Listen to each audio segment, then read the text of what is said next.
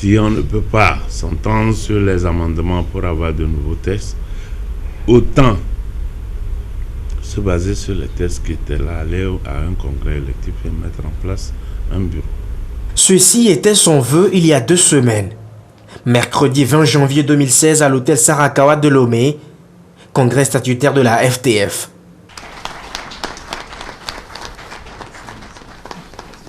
Des applaudissements mérités pour le football togolais qui est peut-être en voie de renaissance. Enfin, les nouveaux tests devant régir la Fédération togolaise de football sont adoptés. C'est un grand jeu pour le football togolais. Tous les acteurs nationaux sont présents comme ici, le général Seyi Memen et Tata Avlessi, tous deux anciens présidents de l'instance dirigeante du football national. La crise semblait interminable et la situation très préoccupante. Il fallait donc vite agir. Aujourd'hui, c'est fait grâce aux 94 délégués, votants et suppléants qui ont accepté en consensus de donner leur voix pour faire taire les vieux démons. Comme on l'a dit à temps et à contre-temps, les tests de droit ne sont jamais statiques, ils sont dynamiques, ils peuvent être corrigés à tout moment.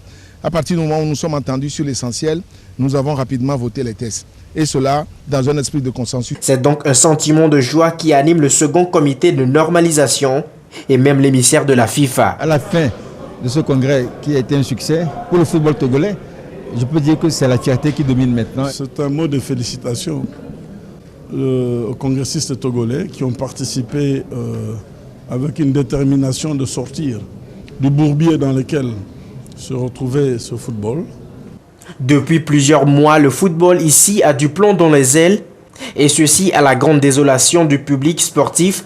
Mais cette adoption d'un nouveau statut de la FTF constitue un espoir pour plus d'un. C'est déjà beaucoup d'espoir qu'on nourrit à la fin de ce congrès. On espère maintenant que les choses iront un peu plus vite quand il s'agira d'élire le nouveau président de la Fédération togolaise de football. Outre les nouveaux statuts de la FTF, le règlement du congrès électif, le code électoral, le règlement financier et le code éthique ont aussi reçu l'aval des congressistes. Après ce congrès statutaire, tous les regards sont désormais tournés vers le 13 février prochain pour le congrès électif en vue d'élire le nouveau bureau de la FTF qui devra rebâtir la nouvelle cité du football togolais.